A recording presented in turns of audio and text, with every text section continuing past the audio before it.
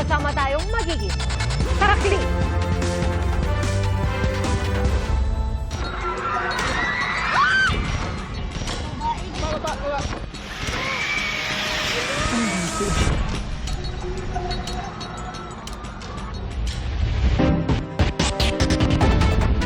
Nabulabog ang unang araw ng pasukan sa maraming eskwelahan sa Mindanao dahil sa magnitude 7.8 na lindol. Ayon sa United States Geological Survey, pinakamalakas na lindol ito sa buong mundo ngayong taon. Nag-iwan ito ng di bababa sa 35 ang patay base sa pinakahuling ulat ng Office of Civil Defense. Saksi live si Emil Sumangil. Emil? Aris, bigyan muna kita ng update as of 8 p.m. 31 sa 35 nasawi sa magnitude 7.8 na lindol ay galing dito sa Region 12. Ayon yan sa Office of Civil Defense.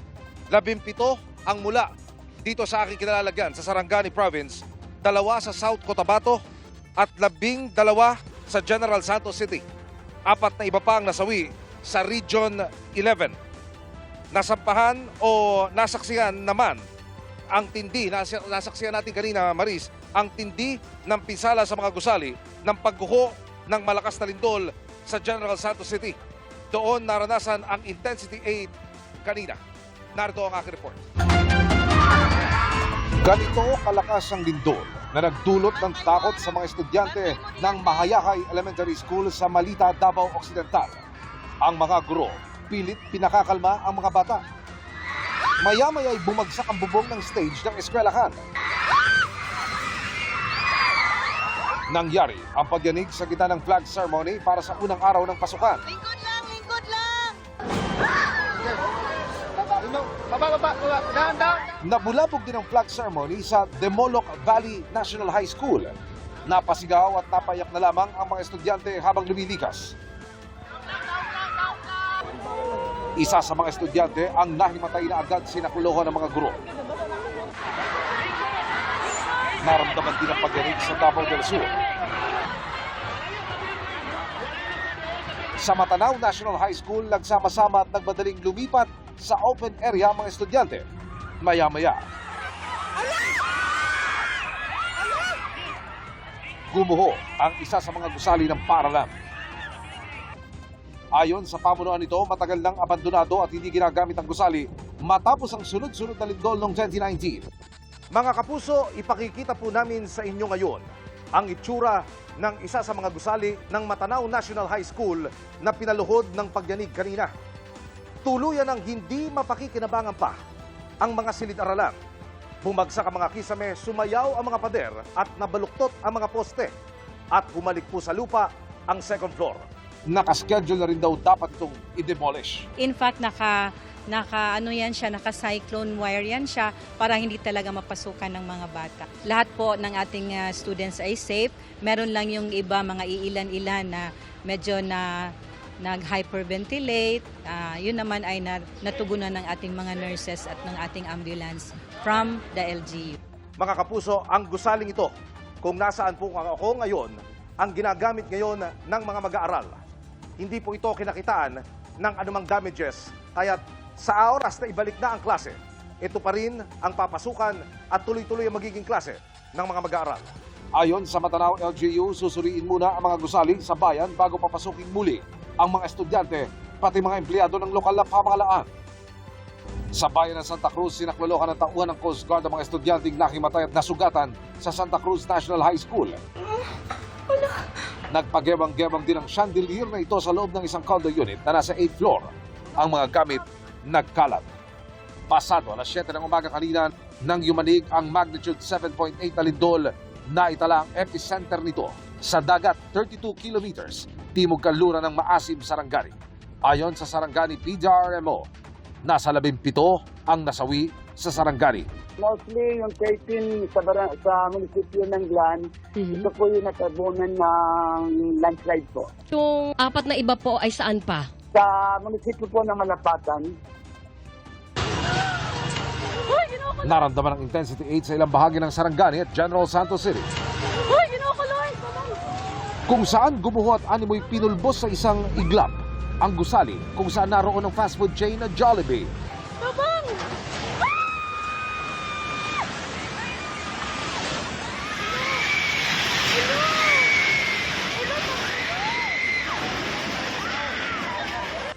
Customer, tao. Agad rumesponde ang mga rescuer para alamin kung may mga natrap ba sa loob. Nanang rescuer. Pokpok, kung naay tao. Tao. Ayon sa mga otoridad, ligtas ang 3 na trap sa loob kaya hindi na mga staff. Matapos ang pagyanig, bumungad ang wasak na mga pader at kisame ng gusali, sira-sira rin ang mga gamit. Ayon sa Jollibee, nakikiisa sila sa mga apektado ng lindol. Ligtas daw ang lahat ng kanilang crew sa General Santos branch. Wala rin daw naiulat sa kanilang nasaktan sa alinmang branch na apektado ng lindol. Patuloy raw silang nagbabantay sa sitwasyon at prioridad daw nila ang kaligtasan ng mga customer kanilang crew. Nabalot din ang alikabok ang labas ng SM City General Santos nang gumuho at tila matuklap ang dingding nito. Kita kung gaano kalawak ang pinsalang iniwan ng guho. Maging ang bahagi ng KCC Mall of Jensan gumuho rin.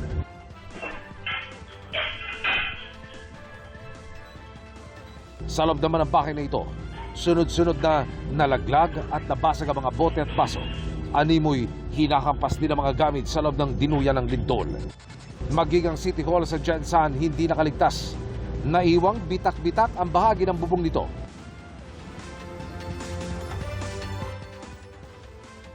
At Maris, ayon nga doon sa ating pakikipag-usap sa PDRRMO, maging sa LGU ng General Santos City, lumalabas na umaabot nga sa 1 billion pesos ang halaga ng mga damages na kinabibilangan ng 5 shopping mall, 7 ospital, 4 na hotel, 5 eskwelahan, 3 restaurant, 3 simbahan at iba pang commercial establishments. Mula dito sa ating kinaroroonan ngayon, tayo ay pabiyakin na. Humigit kumulang 2 oras para ma-penetrate na natin ang General Santos City. Maris, mula dito sa boundary ng mga probinsya ng Davao del Sur at Sarangani. Ako si Emil Sumangil, ang inyong saksi. Wala pa ring kuryente sa malaking bahagi ng General Santos City kasunod ng magnitude 7.8 na lindol. Saksi live si Maki Pulido. Maki. Nasa likod ko sa ngayon, Marisa, ang isa sa mga gumuhong gusali dito sa General Santos City matapos ang malakas na lindol. Ito yung gusali kung nasaan na yung isa sa mga branch ng Jollibee, maging ang isa sa mga himpilan ng radio station. So generally, tahimik ngayon sa paligid ng gusali. May mga nakabantay na ilang pulis, maging mga security guard, pero meron ding mga nakapalibot na yellow tape dito sa gumuhong gusali. Ang pagkakapaliwanag sa atin kanina, ito ay para mapigilang makalapit yung mga tao dito sa gumuhong gusali. Walang recovery operation, ang sabi ng nakausap nating pulis, ay dahil kumpirmado naman daw na nakalabas lahat ng tao ng gusali bago ito gumuho. Nadaanan din natin yung isang gumuhong gusali sa may Laurel Avenue at tulad dito ay tahimik din naman sa lugar, napalibutan din lang ng yellow tape. Sa ngayon, katulad nga ng nabanggit mo, Maris, ay walang kuryente sa malaking bahagi ng General Santos City. Ang may mga establishments na may kuryente pero ito ay dahil meron silang sariling generator sets. So sila lamang yung may ilaw. So far ay tahimik ang mga kalsada. Wala pa naman kaming nadaraanan simula nang kami dumating dito sa General Santos City ay wala pa kaming nadaraanan na mga natutulog sa may kalsada dahil sa takot sa aftershocks. So base sa pinakahuling datos as of 8 p.m. ng Office of Civil Defense ay naitala ang sumusunod na bilang ng fatality. Sa Region 11 ay 4 ang nasawi. Dito sa Region 12 ay 31, 2 sa probinsya ng South Cotabato, 17 sa probinsya ng Sarangani at dito sa General Santos ay 12 na ang naitalang fatality. So mula dito sa General Santos City, ako si Maki Pulido, ang inyong saksi. Sa tindi ng pinsalang tinaman ng General Santos City, idineklara na ang state of calamity sa lungsod. Saksi si Efren Mamak ng GMA Regional TV.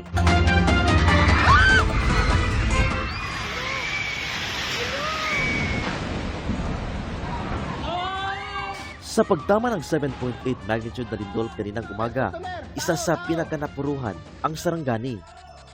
Ang tulay na nagdurugtong sa General Santos City at Sarangani bumigay, kaya sarado muna ito sa mga motorista. Nagkabitak-bitak din ng lupa at gumuho ang ilang cottage sa Ladol Beach sa Alabel, Sarangani. Patuloy ang monitoring ng MDRRMO sa kondisyon ng mga residente at sa pinsala sa infrastruktura. Ayon sa Sarangani PDRRMO, may ilang bahagi pa ng Sarangani ang walang supply ng kuryente at pahirapan ang linya ng komunikasyon. Ang first district po ay wala pa rin kuryente hanggang ngayon at wala rin pong supply o servisyon ng ating telecom. Pero sa second district po ng Sarangani Alabel sa tungong Glan, na-restore na po yung ating power po. Nagtamo rin ng pinsala ang Sarangani Provincial Hospital. Nag-inspeksyon doon kanina ang mga opisyal ng DOH, DSWD at DPWH. Ayon sa lokal na pamahalaan, prioridad nila ang kaligtasan ng mga pasyente at mabilis na paghahatid ng tulong sa iba pang naapektuhan ng lindol. Sa General Santos City, gumuho ang isang supermarket sa Barangay Kalumpang na may 2 palapag. Mga kapuso, sa aking likuran makikita ninyo ang isang supermarket na gumuho bunsod ng nangyaring 7.8 magnitude na lindol kaninang umaga dito sa Barangay Kalumpang, General Santos City. At kung makikita ninyo, dahil sa tindi ng impact, talagang bumigay ang pundasyon ng nasabing supermarket. Bumagsak din ang kisame ng Holy Cross Parish. Ayon sa uploader ng video na si Sinwa Malbakias, kakabalik lang ng supply ng kuryente nitong gabi matapos ang lindol kaninang umaga. Sa isang pasilidad sa Purok Filomena sa Barangay Kalumpang pa rin, 2 labi na ang na-recover ng Philippine Red Cross.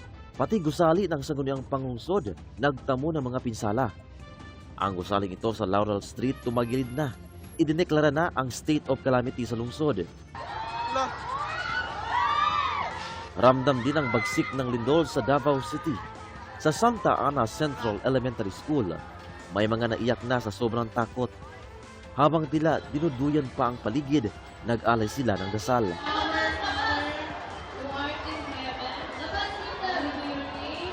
At nang kumalma ang sitwasyon, pinayagan na makauwi ang mga estudyante kasama ang kanilang mga sundo. Dahil sa pagyanig, hinimatay at nahilo ang ilang estudyante sa Davao City National High School. Agad sila binigyan ng paunang lunas ng responders. Dahil naman sa tsunami warning, pinalikas ang mga naninirahan sa baybayin ng Sarangani, Davao Occidental, Tawi-Tawi, Sulu, Basilan, Zamboanga del Sur, Zamboanga Sibugay, Sultan Kudarat at South Cotabato. Pasado 3:00 ng hapon nang ilift ng P-Box ang tsunami warning. Ako si Efren Mamak ng GMA Regional TV, ang inyong saksi.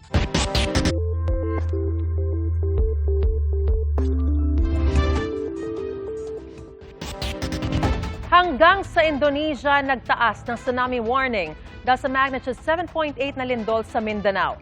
9 na lokasyon doon ang nagtala ng tsunami na umabot sa hanggang 2 talampakan ng taas. Nagtaas din ng tsunami warning ang Japan, Malaysia, Vanuatu at Guam. Ayon sa PHIVOLCS, paggalaw sa Cotabato Trench ang nagdulot ng pagyanig sa Mindanao. Halos 5 dekada na ang nakakaraan noong pagmulan din ito ng malakas na lindol na kumitil ng nasa 8,000 buhay. Saksi si Rafi Tima.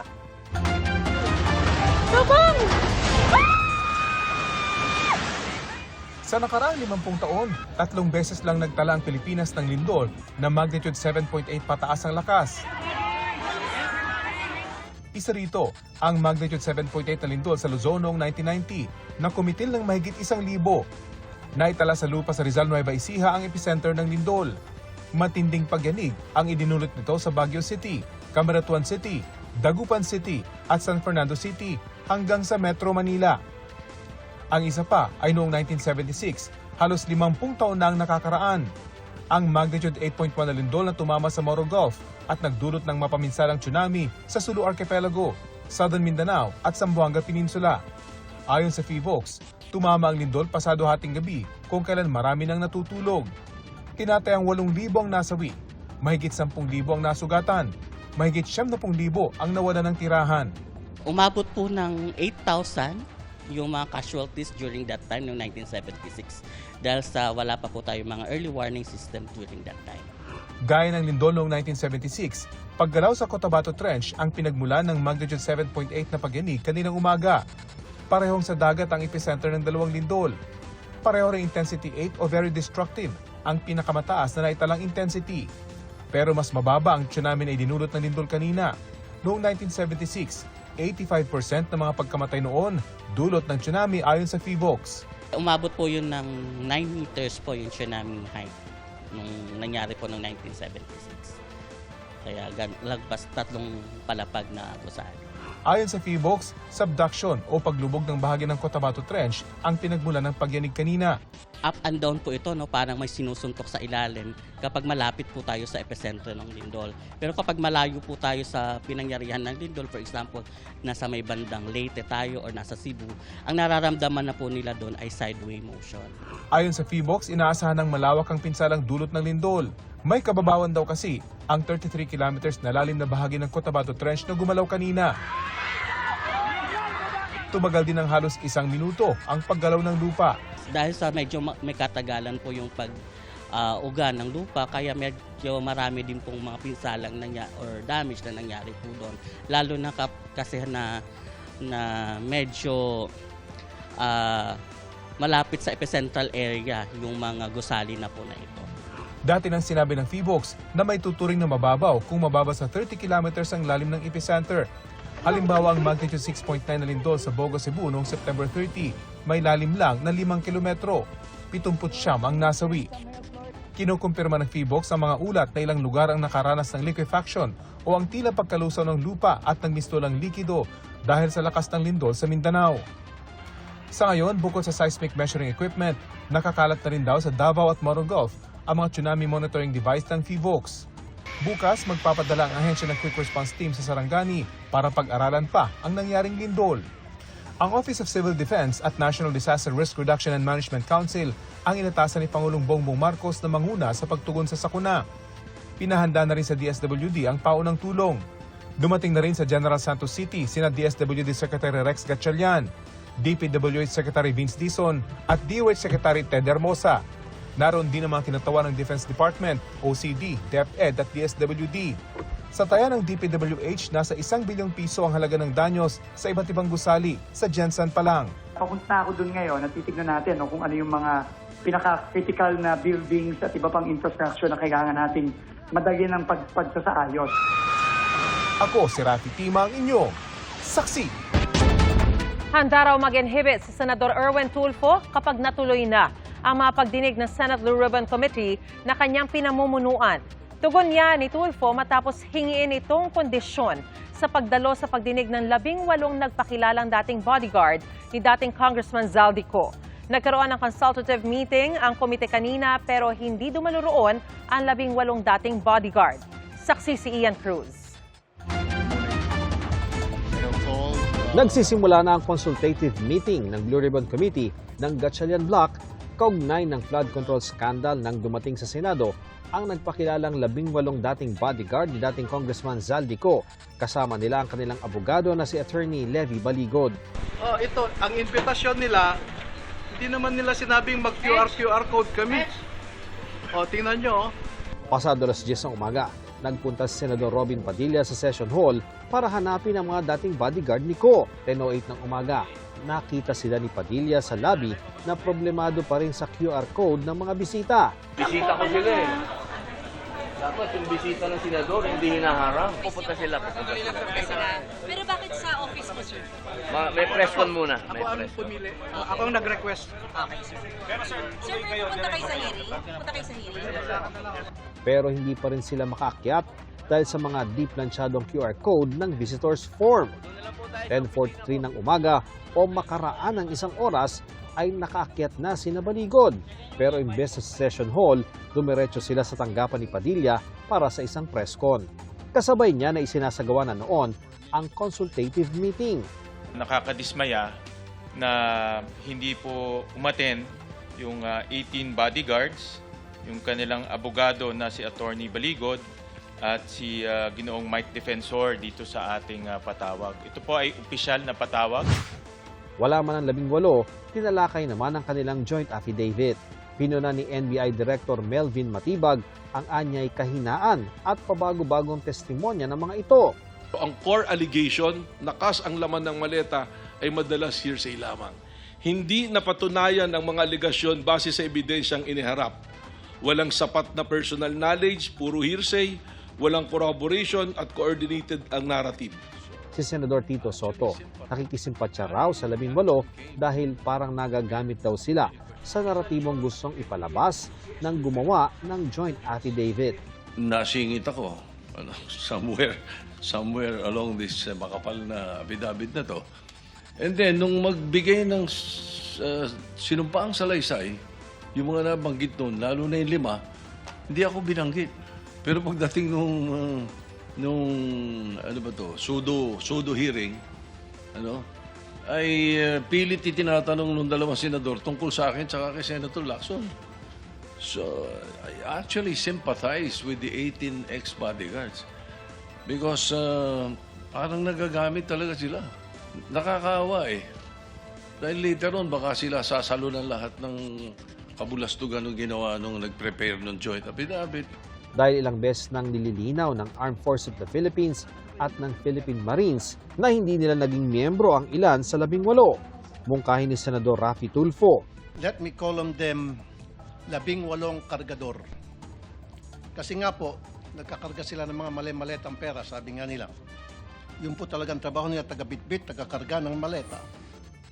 Consultative Committee meeting pa lang ang isinasagawa ng komite. Ayon kay Senador Kiko Pangilinan, hindi pa raw kasi nahalal ang ibang miyembro ng komite. The chairperson, as legislative practice will reveal, has from time to time been allowed by practice to hold consultative meetings, even if there is no quorum, even if the committee has not been fully constituted.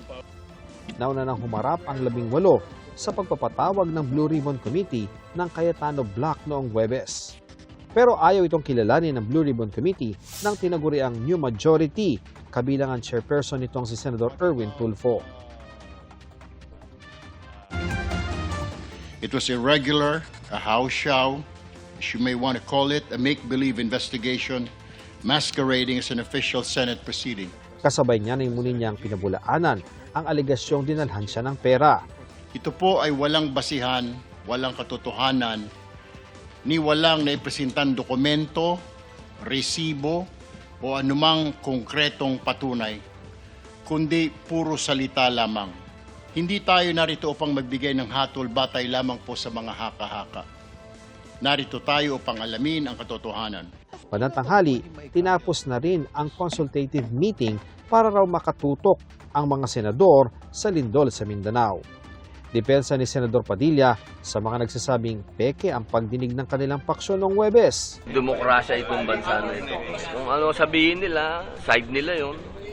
Ganun din naman yung sinasabi ng aming Senate President na ang nire-recognize na ay yung aming hearing. Ang abogado ng 18 dating bodyguard ni Ko, sinabing handa silang humarap kahit sa pagdinig ng Gatchalian Block. Pero tutulaan niya siya kung pangungunahan nito ni Senador Erwin Tulfo na inakusahan ng 18 na tumanggap ng mali-maletang pera. Sino ba ang nagsabi na natatakot ang 18 soldiers? Wala naman siguro. Siguro si Erwin Tulfo lang. Ang ayaw ko lang yung mag-preside si Erwin Tulfo as chair. Because that is legally anomalous. Handa raw si Senador Erwin Tulfo na mag-inhibit kung maghihiring na ang kanyang komite.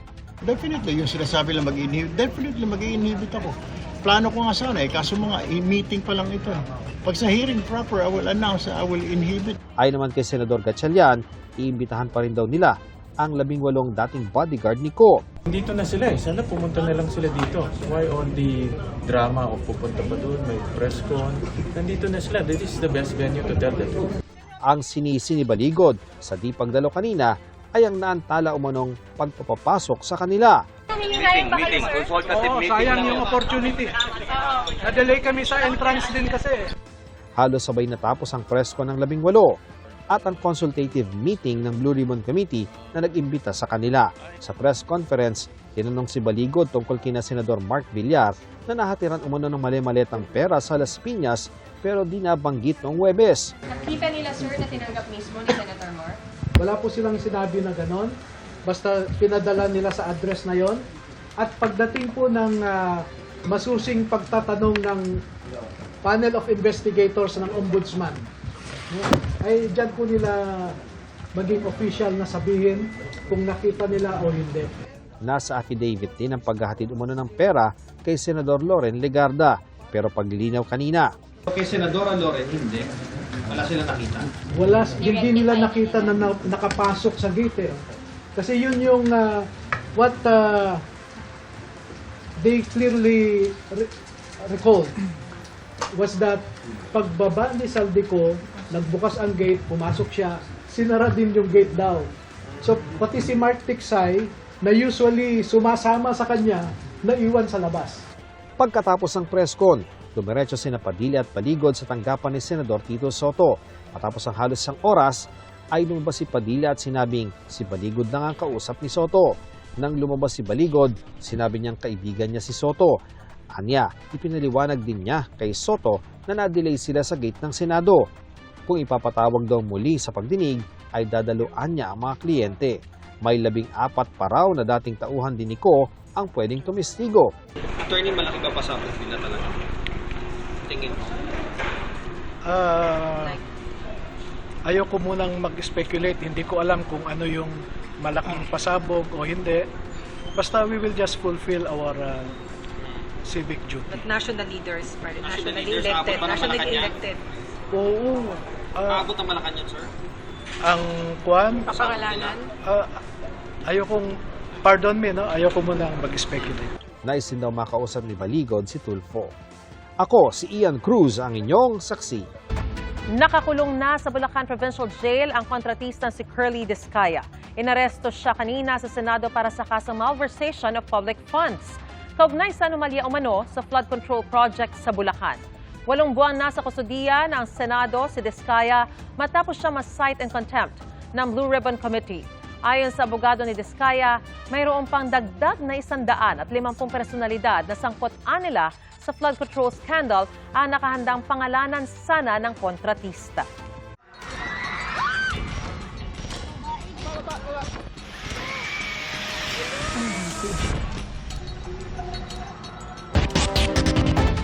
Magpapadala ang Department of Health o DOH ng Emergency Response Team sa mga ospital ng DOH at Centers for Health Development. Kasunod po yan ng malakas na lindol na yumanig sa Mindanao. Ayon sa DOH, naka-standby na rin ang 3 WHO-recognized Philippine Emergency Medical Assistance Teams mula sa Luzon at Visayas para magtatag ng mga field hospital.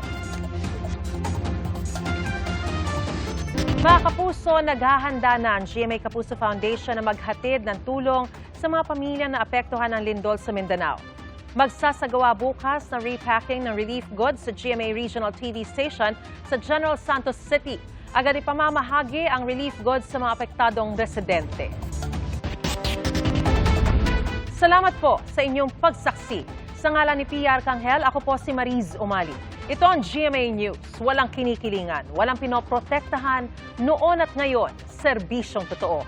Hanggang bukas, sama-sama tayong magiging saksi.